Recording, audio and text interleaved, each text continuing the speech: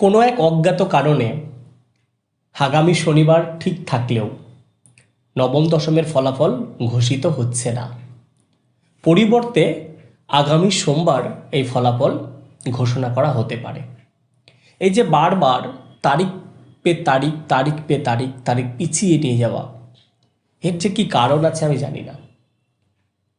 কমিশনের অন্দরে কান পাতলে অনেক কিছুই শোনা যাচ্ছে, শোনা কথায় কান দিতে নেই, তাই সেই কারণগুলোকে আর তোমাদের সামনে তুলে ধরছি না।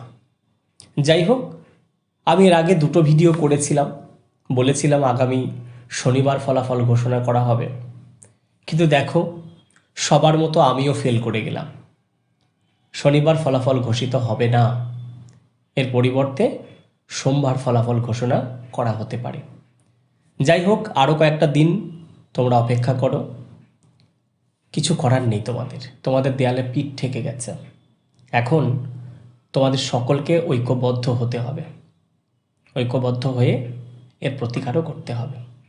যাই হোক, আজকে এই পর্যন্তই।